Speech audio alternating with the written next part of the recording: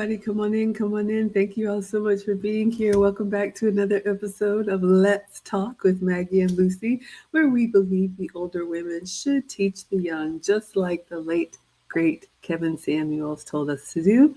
We like to come on here from time to time with you all and give you all our reaction to things affecting modern relationships from our combined 40 years of marriage experience. So Lucy, greet the people and let us know, what are we reacting to today? Hi, Maggie. Hi, everyone. Yes, this is going to be an interesting one because it talks about the different way we see dating, how women see it and how men see it. And again, we generally, our channel, we talk about those two perspectives. We usually talk about the perspective of older women looking at the dating environment and the modern world as it is today. And he focuses on how men look at the dating environment and experience in a totally different way. Absolutely. So we are going to be reacting to a Dr. Orion Taraban video. Thank you again, Dr. Orion, for letting us use your content. This one is called The Spark, Dating for Feels. Now, if you all don't know, Dr. Orion, he is an actual psychologist. We are not. We just have lived experience. But he is an academic, and this video, it's a little bit of a tough one, so I'm going to pause it and try to explain it, hopefully in a way that breaks it down for all of us, because I had to listen to it a couple times. It's not too long. This one is only 9 minutes and 45 seconds.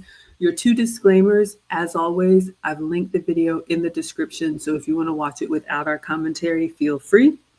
And then secondly, Lucy and I are here for the young women who want to prioritize marriage and family in their prime years. If you want to do something else or that's not your priority, that's totally fine. We just can't help you. All right. So come on in, everybody. We love to know what you think. You can put it in the comments and we will bring you up on the screen. So I'm going to go ahead and share and let's see what Dr. Orion Taraban has to say. Dr. Orion Taraban, and this is PsycHacks, Better Living Through Psychology. And the topic of today's short talk is the spark. In the context of dating, many people, especially many young people, are chasing the spark, which is essentially another way of talking about the desire to experience limerence, butterflies, chemistry, vibing. By any other name, the spark is a certain quickening in the blood in the presence of a certain someone. And since most people go to relationships in order to feel, when folks don't feel a spark by a certain point in the courtship process, they're often liable to move on to other options, even in the absence of any other liabilities. And I'm of a mixed mind with respect to this. All right, I really want to stop here and unpack this one. So you all heard him call it the spark. I call it butterflies. The young people call it vibing. But did you hear him when he said at a certain point in the relationship? So ladies, I would ask you to ask yourself, do you expect to feel butterflies like in the very beginning? Does it need to start off fiery hot? You've got this passion for each other. Are you one of those that's like, you know what, let's see where this is going. You know, I didn't really notice you at first, but, you know, maybe there's something here. Those of us who have been in long relationships or marriages, yes, there may be that initial flash in the pan, but that slow burn that stays with you over decades, that comes in time. And did you hear him when he said a lot of times when people don't get that spark at the point in the relationship that they expected, they may move on for no other reason except for that spark is not there. Now, I've heard women say, I don't want to date anybody I'm not attracted to, or some of y'all know you got a thing for the bad boy or the fast girl or whatever it is. But really ask yourself, you know, irrespective of who you're in relationship with, and you can look at your past, have you been driven by that spark? And how has that helped you or hurt you? What would you add, Lucy? Yes, and as someone that's been married a total of 31 years, you know, thinking of my two marriages, my second marriage for 20 years, my first marriage for 11 years, that spark it just doesn't go forever. So it's something that you young women that are thinking about having a long, marriage, think about it. It's not always going to be about butterflies and, everything, a prince comes riding on the horse to save you. There are times, I have said before, that life for the most part is going to be uneventful.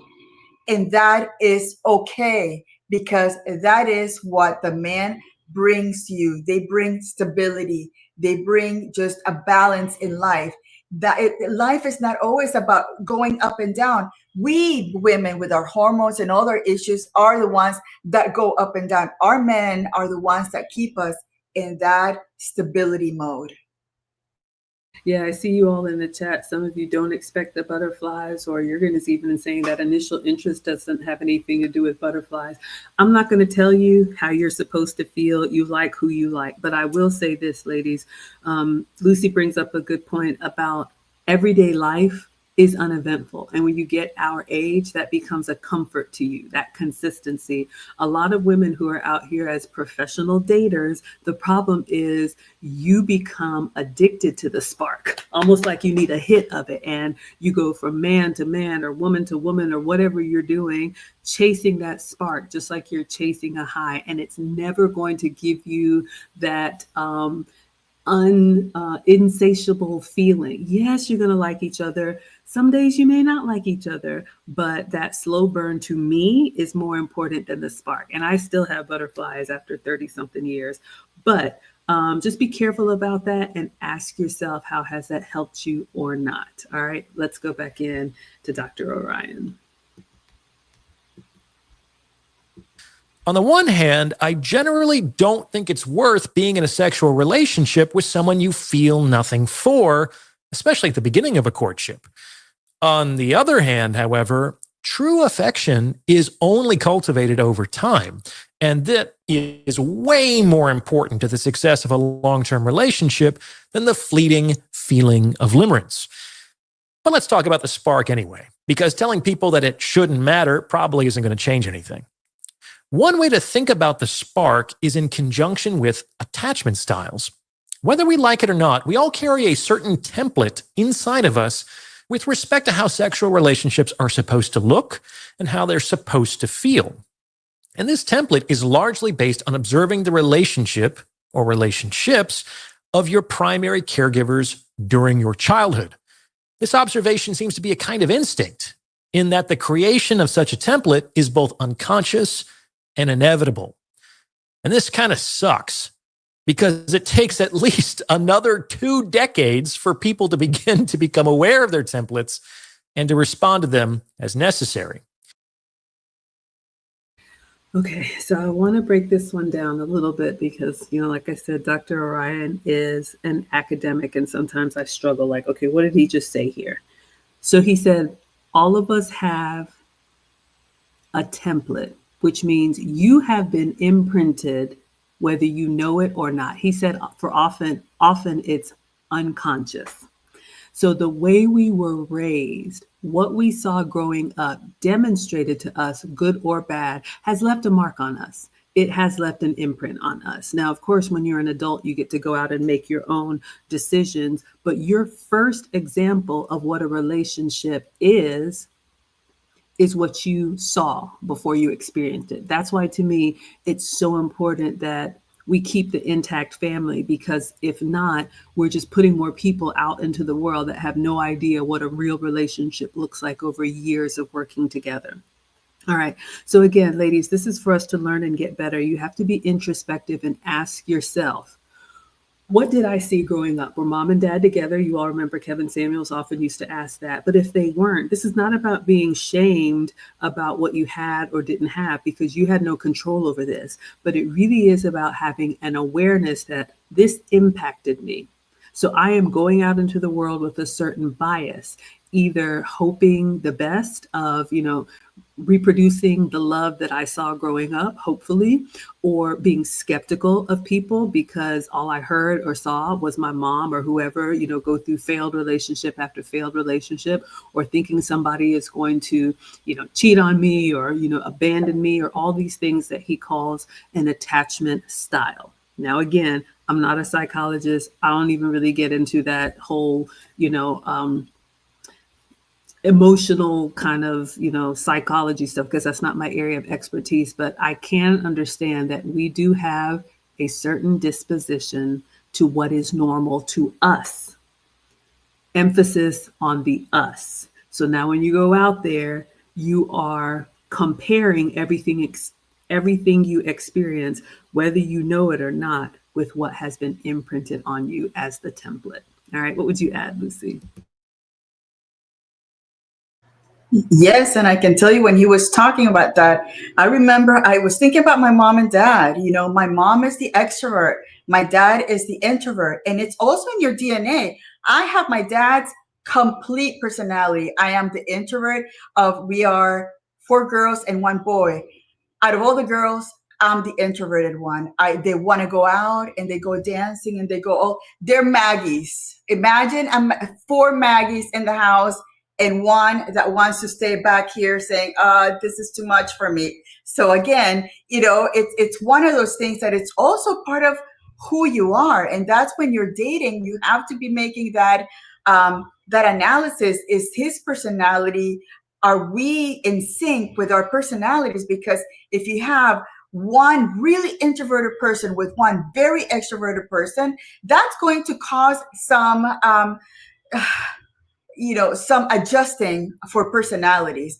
I'm lucky that my husband is more introverted and less. He's very extroverted when he has to be in business environment and all of that stuff. But when he gets home, I am his peace, because he loves to be just quiet and just not want to go out there after work, want to go dance or want to go do all of these things that really, it's not in me. And it's not in him. But if I were my mom or my sisters, knowing that he's coming back home and having an event planned, it's probably something that's probably going to be very stressful for them. So again, that imprint, you start watching, who is the more extroverted one in the relationship between your mom and dad, and you start learning on how they manage those situations as you grow up. Absolutely. I see what you all are saying in the comments. So again, ladies, this is about awareness, a big part. Kevin Samuel said this before he passed. Self-awareness is sexy. Now, I'm not going to say what's sexy or not, but it is really important, especially as women, that we move through the world with intention and know how we are showing up. And Lucy is right. Some of it is biology. You all know I put the extra in extrovert. I am the one who had to take peace lessons. You got to pay me to stop talking. But I have somebody who can say, you know what, just sit down, just stop. You're doing too much. All right. I know that's what I need. So you have to know how you show up, but also you have to know what you've seen as far as relationship. And that's what you think is normal. So you may always be trying to get back to what's normal to you, but is that the right thing? All right, let's go back in. In any case, if the template is unconscious for most people, how are they to make use of this information in order to navigate through life? Enter the spark. The spark is a kind of signal that the unconscious mind has observed a match between a given stimulus and its relevant template. Think of it as a way to notify you that a pattern of which you may not even be conscious has been recognized. And this is why the spark can feel so intense. The spark contains a strong impulse to approach because the unconscious mind perceives an opportunity to recreate the templated dynamic that was impressed upon you in childhood, which, for better or worse, your mind believes constitutes. All right, he said a mouthful there, but I just want to really unpack what he said. I don't know if you all heard that. So we've agreed and we have established that we all have some type of imprint, some type of template, whatever we saw, whatever was normal to us. And because human nature is to stay alive, I know modern people are like, oh, I don't need a family. I don't need anything. I can do it by myself. Fine. This doesn't apply to you. But our DNA, our hard wiring is, I want to create more of me. And so you're going to try and recreate by what has been demonstrated as this is what works. So that's what I need to do. So what he said is when we feel that spark, that unconscious spark with somebody, whoo, I got a thrill for him. It's connecting you to what was imprinted on you. Now, if that was a great, healthy relationship, you're winning. But my impetus is for women to understand that you may have the feels, you may have the draw, you may have the, the tingles, you may feel that spark for someone that is going to take you down a path that is not helpful for you, but that is what your wiring is telling you. Well, I got here through that, so that must be what's normal. And so if you're finding yourself being attracted to the wrong type of person, you don't know why, this man is no good for you, but you keep time and time again falling for the same thing, maybe this is information that can help you course correct. What would you add, Lucy? Yes, and if you're in a relationship already that is allowing you to be self analyze and take a look at, this is a good man, this is a good relationship, this is something that I want my kids to learn from, cherish it, foster it, because again, if you didn't learn that from your own looking at your mom and dad for whatever reason, now it's time for you to change that environment and make it better for your offspring. All right, let's go back in. After all, you were the successful outcome of that dynamic. So from the perspective of evolution, it couldn't have been that broken, could it? Though the number seems to be dropping, according to recent estimates, the good news is that around half the people in the world are securely attached. And this means that they generally grew up within stable, loving, and intact households. And since that is what they observed as children, that is typically their template for romantic relationships. Like on some level, they can't even conceive of a relationship not looking like that, which is why securely attached folks can be so charming in their naivete. In any case, when these folks are out and about and they encounter someone who seems to fit the pattern encoded in their unconscious relationship template, then they are liable to feel some kind of spark. Hooray! If they are looking for a long-term relationship, this feeling might be fairly reliable. Their template is like a compass that points true north. So it might be worth listening to. Okay, I'll skip ahead in just a moment. But he covered a little statistic there. About half of the people, I guess, out here in the dating market, which to me sounds generous, come from some type of healthy, securely attached template, if you will. And when he was talking, what it reminds me of, and I know we talk a lot about single mothers here. This is not to bash anybody, but I remember there was, I don't know, there was a principal or something that asked like little girls what they wanted to be when they grew up. And the comment was, about, just me and my kids. And it wasn't even the thought that there was a husband involved, that there was a man in the picture. And this is the problem, that when we perpetuate this, oh, it's okay, or make excuses for it when it is the least advantageous choice for everyone involved. Yes, I said it. You cannot raise a child by yourself. We imprint our young ones to think not only that can they do that, but they should do that. And so the same thing applies, for relationships. So now when you're going out into the world and you're looking to make a family, in your mind, a family is just you and your kid, because you didn't really have the example of, oh, okay, it really does. Men are valuable. Men can really teach things. Men can do things that I can't do. So, again, my takeaway is for women to realize this. Don't beat yourself up if you were handed the tray you were handed, but just know that you may be coming into the market at a disadvantage, which means you need to move differently and you need to be mindful that you're competing with someone else who may have been set up for success, and it's not your fault, but it definitely is your decisions from here moving forward to course correct that. What would you add, Lucy?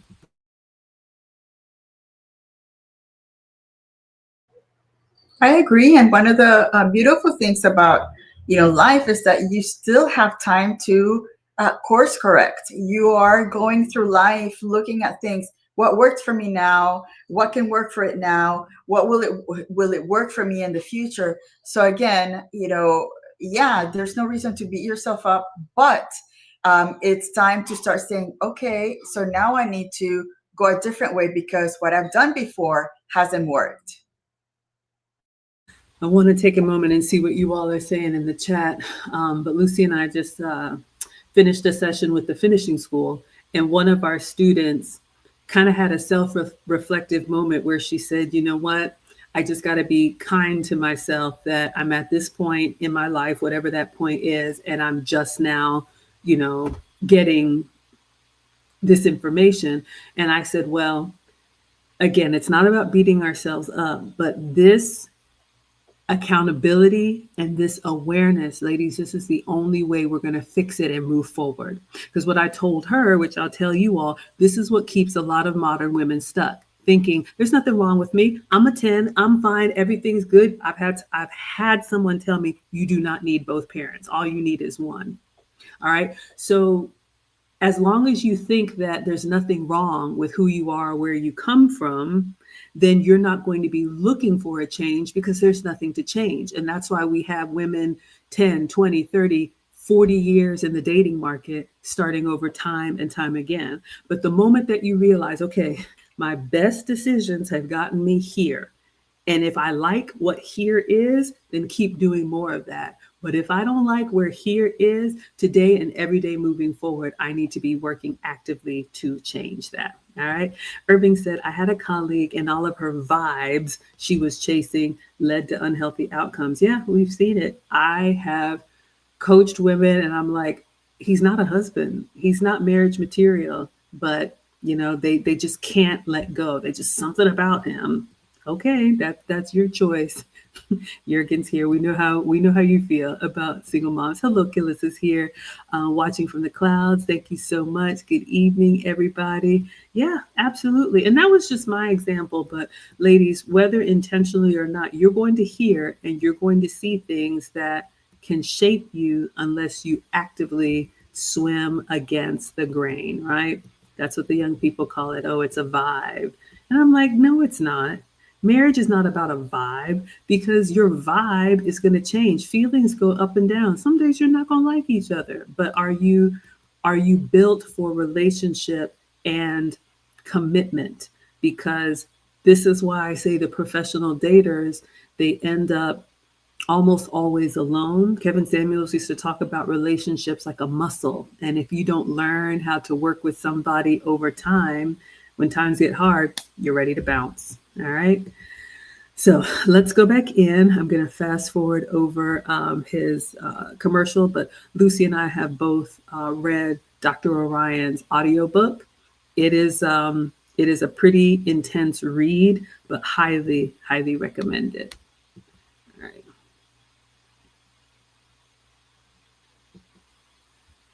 Of course, is that not everybody was raised in stable, loving, and intact households.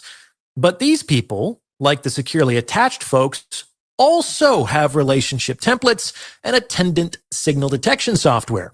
And this means that they're liable to experience intense attraction not to people with whom they can have stable, loving, long-term relationships, but to people who unconsciously remind them of whatever form of chaos or dysfunction they observed as children. And pursuing relationships with these people typically leads to painful and ill-fated reenactments of the original dysfunction. These relationships don't work, though they are all functioning precisely as they were designed to do. All right, that's a little bit hard to hear, but let's talk about that. So he says, for the people that are with the imprint of a healthy relationship, those of us, by no fault or work that we did, came up in a loving, intact family. We're going to go out into the world looking to reproduce that.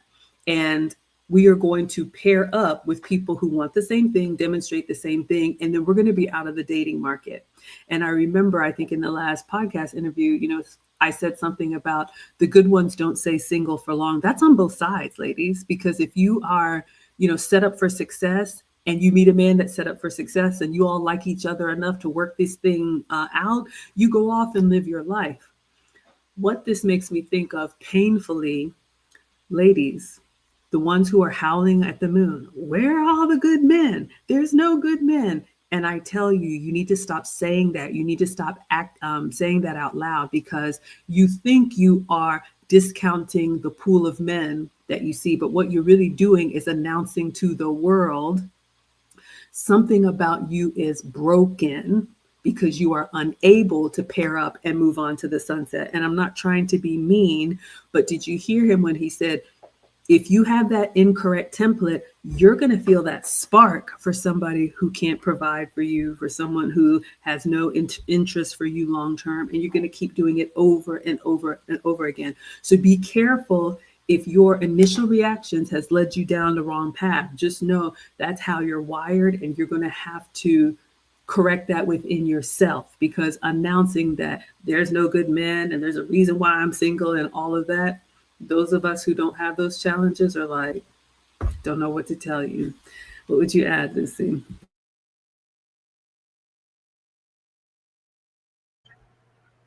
And sadly, for all these women, they are advertising their dysfunction by social media. Social media, even though these women think that it gives them some kind of additional revenue, it also gives additional knowledge to those watching, saying, oh, this person is, there's something wrong with this person. So again, young ladies, the reason that some men ask you, do you have any kind of social media, is because they're looking at, do I want to venture into this relationship with this person that is announcing every bit of her, emotional chaos on a line? Or, is she a pretty stable person that really doesn't require all that validation from external sources? All right, let's see what Irving is saying here. When I dated women who yelled, "Where are the good men?" they weren't a good fit for me. It's not worth the emotional or financial investment. So I always like to use myself as an example. Ladies, what would you think of me if I said, oh my God, where are the men with good hygiene? Like, everybody that I meet is just disgusting. They don't take baths. They don't brush their teeth. What is wrong with them? If I said that, what would you think of me? Dang, Maggie, what is it about you that all the men that you're around don't take care of themselves? It wouldn't make you think less about the men. It would make you think less about me. So I'm trying to help you all. Even if you're trying to process your own frustrations, be very careful announcing to the world that the good men that are out here want nothing to do with you. All right, let us continue.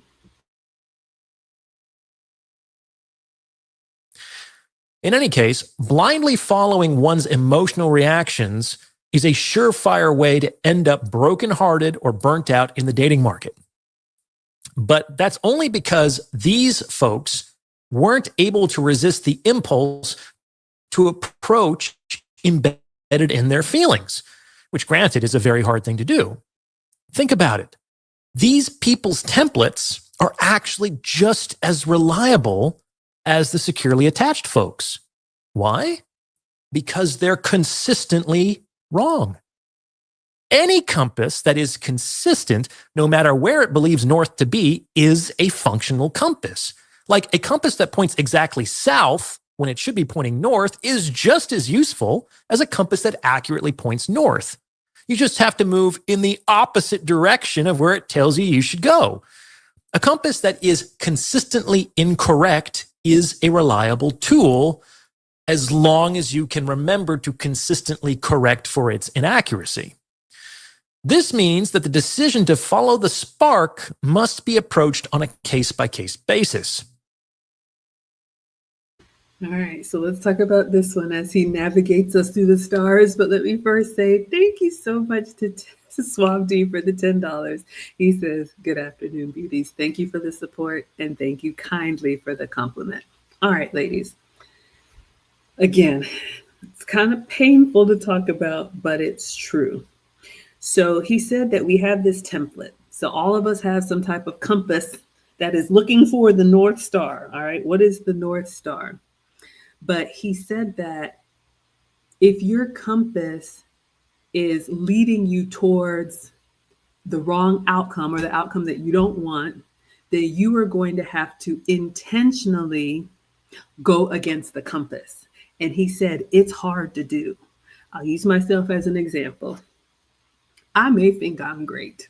I may think all my ideas are great. Everything I want to do is great. Everywhere I want to go is great. And I would love for someone to be my number one fan and say, "Maggie, that is wonderful. Let's do it." Is that good for me? No. I have learned the hard way that I need someone to say, "We're not doing that. You're not going there. No." And in the beginning, I was like, "Oh my gosh, who is he talking to? Does he know who I am?" These are the things that I said in my inside voice. But because I had enough sense to realize that a man who cares for you will correct you and not let you spread yourself too thin and just be everything to everybody, I had to realize, okay, even though my compass, even though my North Star, even though I wanted so bad to do this thing or go this place or say yes to this, I'm going to have to train myself to go against my compass because my natural impulse is everything is great. Everything is awesome. Tell me you're a boy mom without saying you're a boy mom, okay? So you have to know that. Ask yourself, what is your compass? What is your North Star? What is your template telling you to do? And know that it's going to be hard. It's not okay. Ladies, once you have this information, it's not going to be enough to say, "Ooh, I just have a thing for these kind of guys." And, "Ooh, I just couldn't say no." You're going to have to train yourself like any other muscle, or you're just going to continue to stay stuck. All right. What would you add, Lucy?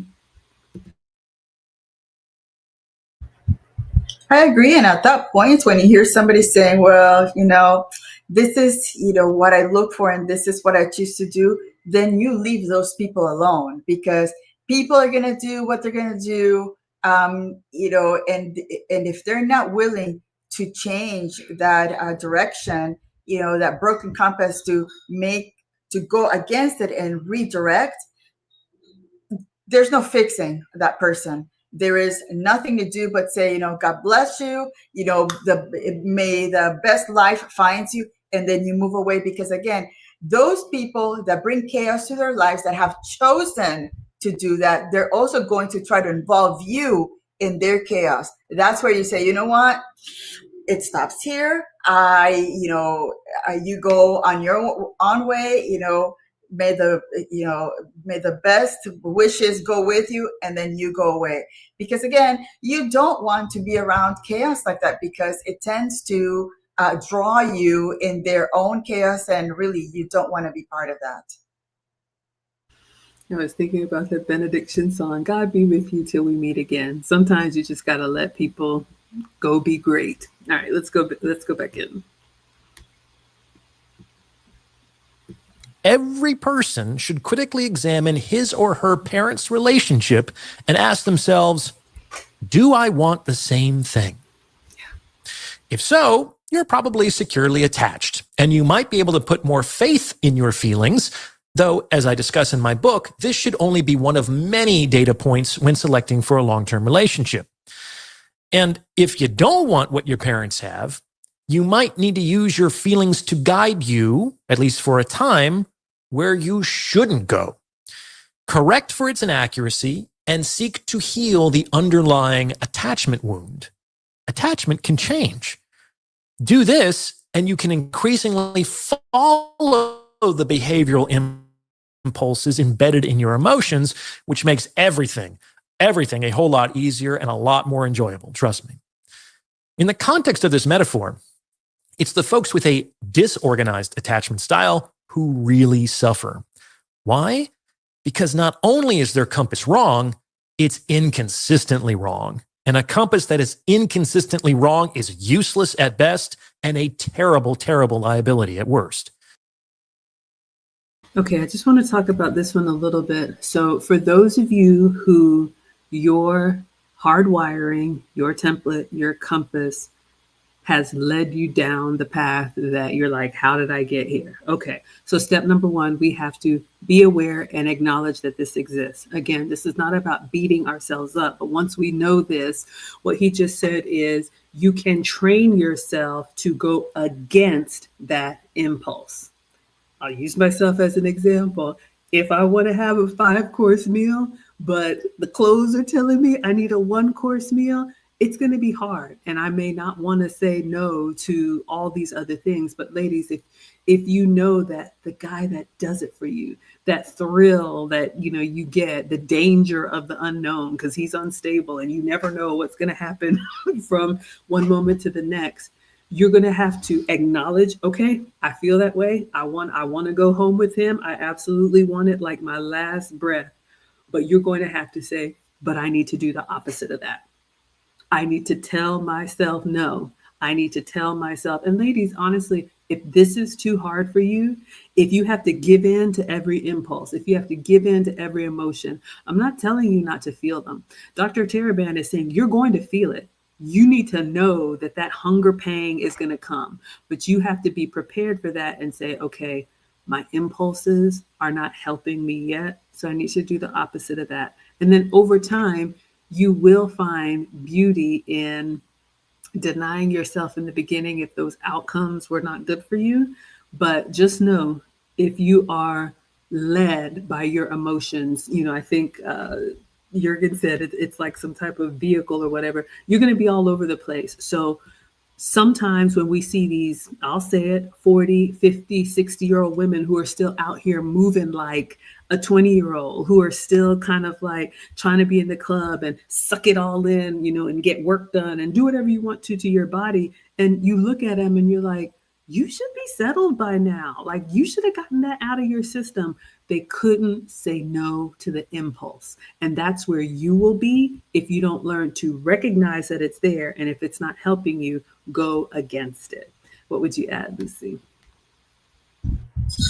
And I also think that there's a point in somebody's life that if you aren't able to be consistently putting those impulses aside and making sacrifices, then unfortunately, that's who you are. And there's no changing. If you choose not to hold on those impulses, nobody else can do anything for you. And unfortunately, we do see that a lot in the modern world. People are doing whatever they want to do. And then we see a society that is becoming incredibly unsustainable and destructive as well. Absolutely. And, I like to say I don't like to speak for men. Oh, thank you so much, Irving, for the €5. We appreciate you so much. He says, a woman's relationship with a man will challenge if all her feelings are correct or not. A woman who can only experience that in an actual relationship. Thank you for sharing that. I will just say this, ladies, and I never speak for men because I haven't had the male experience, but most men will tell you some version of the same story. The kind of men that we want, the men who have a lot of options, they will tell you that if they could have it their way, it would probably be a catalog of, let's just call them Instagram models or whatever their thing is. But usually they have their fun, get that out of their system, and they know that those type of women don't make good wives. They know that those attention-seeking kind of women aren't going to have the family as the primary. It's going to be all about them. And so they intentionally will choose someone that maybe is a little bit happily average or more modest to build a life with. And then people are like, oh, I didn't see that. Or why did he pick her? Because successful people, men and women, have learned to retrain and rewire their natural impulses to get the outcome that they want.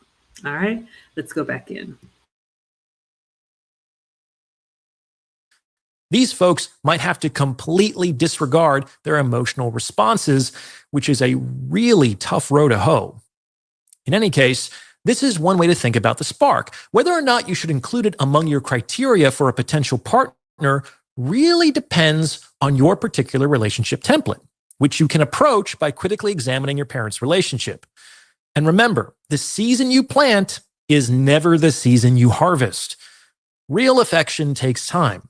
So unless you're just looking for an exciting fling, no judgment, I wouldn't recommend prioritizing this experience, even in the best case scenario. What do you think? Does this fit with your own experience? Let me know in the comments below. And please send this episode to someone who you think might benefit from its message. I know you know someone who needs to hear this. All right, we all needed to hear it. So, like he said, ladies, you have to ask yourself, what do I really want out of this? I don't think you need any kind of phase or hot girl summer, because unfortunately for us, that hot girl summer can turn into a hot girl decade just like that. And then you have just crystallized into, ooh, he does it for me. And you go down that path and then got to pick yourself back up again. So he said, unless you want a fling, I would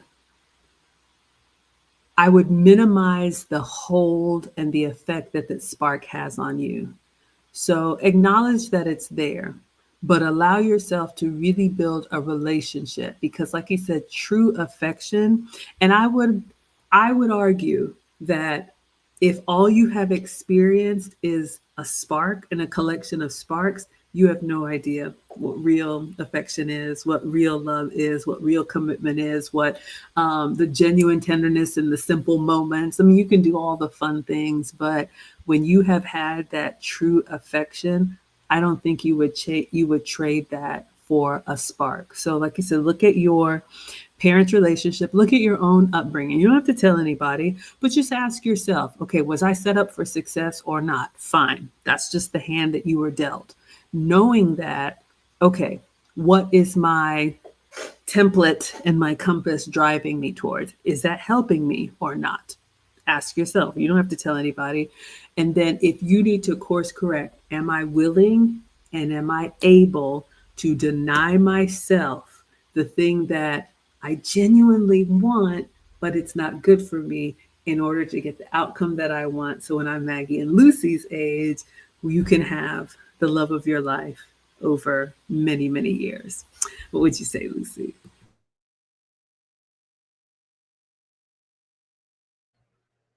Yes, and this thing about what is it, hot girl summer? That concept is such a destructive way of teaching our young women to keep their dignity.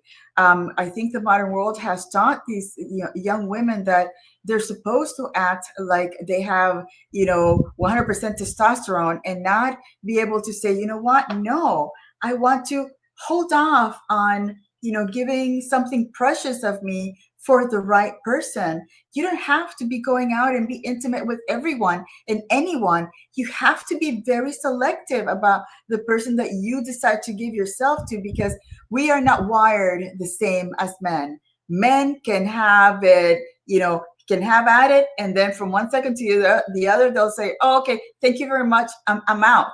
They're wired differently. We are wired that once we have that connection, that intimate connection, we want to, cuddle, and we want to be with that person, and we want to we start making a life happily ever after that immediate intimacy moment. Whereas the men will have one leg out going, I'm done with it and I'm out. And we're creating that story in our heads that, he's our prince, that he's going to take us to our castle and create that beautiful life. It doesn't work that way, ladies. And I don't know how you've been duped. Thank God I was not part of that duping of that modern world, because I never saw it that way. But I do see it in the younger generations, how they are okay of giving themselves to any person that whispers sweet things in their ears without having their family vetting them, without having your, uncles, your dad, your brother looking at that person saying, you know what, this is a person that, it has attachment issues. And you may want to be careful, because that's the person that's not going to be a long-standing relationship for you. Let me say again, thank you to Suave D coming through with the $5. We appreciate it. Well, since we're here now, let's talk about intimacy and what happens after. I laugh and I get a little bit, uh, what's the word? A little bit shy, but honestly, to be helpful, ladies. So Lucy talked about what happens after you've been intimate with someone. Ladies, you can ask yourself, the truth is, when we are with a man, afterwards, more often than not, we do want to hold on. We want to cuddle. We are imagining this becoming a thing, if it isn't already. We are planning for the future. We are in the afterglow, and it's just like, this is wonderful. Per Lucy's depiction, and you all have heard it, there's a term for it. I'm going to not recite it here, but men are very different. After the act, like Lucy said, one leg out, like they're putting the pants on, they're getting dressed, they're ready to go conquer the day. So if you have not established that this is a real relationship or you're married, in your mind, this is going somewhere. In his mind, this was just recreational activity. And you're never going to be able to put the cart before the horse and think that your acrobatic skills can have him take you seriously as as a wife or as a life partner. This is where and I know Jurgen was in here talking about feminism, but this is why I'm always howling at the moon about we are not equal. We are not equal at all. Women have a hard wiring to want to connect. Men have a hard wiring to want to conquer. It just is what it is. Argue if you want to. I do not care. But what happens is when we start saying there's no male and there's no female and we're all just persons or whatever it was, and we're interchangeable, it denies our natural biology. And the harm in it for me, like Lucy said, young women think I can do it too. There's a song, I can do it like a dude. I can move like a man. Okay, can you do the act? Yes. 10 times and more on Sunday. You can do the act, but you know that you are not built for that transaction after transaction after transaction. That's where a lot of women just kind of crack. And then, finally it's like, okay, I want someone to take me seriously. So we're trying to help those before you go down that path and say, okay, my behavior and my impulse is leading me towards something that's not long lasting. So I need to deny that. I promise you, you can have all the fun that you want to. And it's so much better when the act is part of a real relationship and a real commitment. And he wants to be there afterwards, not just, as Lucy says, leg out and on to the next thing. Would you add anything else, Lucy? No, and I get Sam's comment here. Men can jump from bed to bed without attachment, but most of us don't really want that. Most of us want a family. Yes, the good men do want a family, but I think it's kind of it's a maturity factor. Some men take some time to get to the mature stage where they do want to look at that woman and say, yeah, that's the one I think could be the mother to my children. And it takes a lot for a man to say, yeah, that's the one, because they've been watching you for some time to make sure that that's the one that's going to be part of that leadership in that environment. So yeah, I do see a lot of men. Most men do want a family, but they also want to make the family with the right woman. I 100% agree. Most of us want a family. And ladies, you've heard me say it. Men are the ones that initiate relationships. So the family is going to come in their time, on their terms. I always say we can accept with grace or we can exit with grace, but you're not going to be able to just hook him down and say, okay, we go together now. That's not how it works. So once a man has had his fun, and that's different for most men because they know the responsibility of wanting a family. Men don't believe they can just wish upon a star and make it happen. They have to know that they have to come to a woman who is serious with a serious offer and demonstrate to her, this is how I can take care of the family that I'm asking for. That's not our role. That is their role. I also want to say again, thank you so much, Irving, for the €5. Thank you, so generous. He says, Lucy is right. You can't want chivalry and to be swept off your feet, but have a history of trying to play a role that doesn't fit your nature. Yes, ladies, you can do whatever you want to do for as long as you want to do it. Lucy has said, some people you just have to leave alone. And it breaks my heart to admit this, but some people really just are broken. But for those that are just marching down what they think, okay, this is the way to get a man, we're trying to help those, especially in their prime years. Because when you build up a track record of just being, an exchange of time, then when you tire of that, because you will tire of that. And if you don't believe me, find me the 40, 50, and 60-year-old women who are still enjoying running around outside like maybe they did in their youth. In my experience, those are some of the loudest ones now demanding marriage, now saying you got to take me seriously, now saying I want this kind of man. Unfortunately for them, it's too late because they spent their best years doing whatever they wanted to do with whatever they wanted, whoever they wanted to do it with. And they weren't willing to say no to being flued out or no to a $400 dinner with somebody you don't really know that well, or no to the gifts and being swept off your feet when your desire and your template is saying, oh yes, I'm the princess and I should be showered. This is what I've been waiting for all my life. They weren't either able or willing to say, what does he want for this? He can't just be giving me this out of the goodness of his heart. What is this going to cost me? So that's why I'm saying, ladies, really look at what you have been driven to and know that it's going to be hard in the beginning, but you can retrain your compass, or at least say, yep, I know I like it, but I cannot have that. I cannot have that. It will hurt me. All right. All right. I think that's it. Thank you all so much for being here. Irving says, they say men are emotionally unavailable, but it's not what a lot of men see. We just don't call it out. We just avoid it and not pour into that person. Some may entertain it, but nothing more. Yes. So ladies, we talked about that. Men will spend time with you knowing that it's not going anywhere. Yeah. Men don't want men or masculine women. And Bria says, that's right. Spending our best years not being intentional is not a wise decision. So yeah, you don't have to listen to us.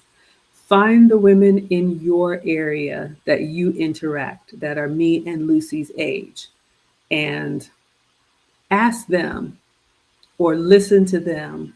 Maybe they have some regrets about, I wish I would have taken such and such seriously because I'm tired of these 60-hour work weeks or whatever it is that they're doing. All right. What would you say to close this out, Lucy? This was a good one. I think I have a really good one for next weekend. So are we going to be available next weekend, Maggie? I think so, right? I don't know. Yes, we will be available next weekend, but the weekend after that, I will be going to see somebody graduate from something very important. So if you all know, you know. But yeah, we'll be here next Saturday. All right. I think this was a great stream. Thank you all for your generous contributions, your comments. As always, this is what makes these live streams just so precious and enjoyable, to see your perspectives, men's perspectives, women's perspectives, and how we all come together and hopefully create a society that's improving rather than going the other way. Absolutely. Thank you again to Irving and Suave D for the generous contribution. We will be back next week, Saturday at 5 p.m. Eastern, for more content. And so until then, we will say Adios.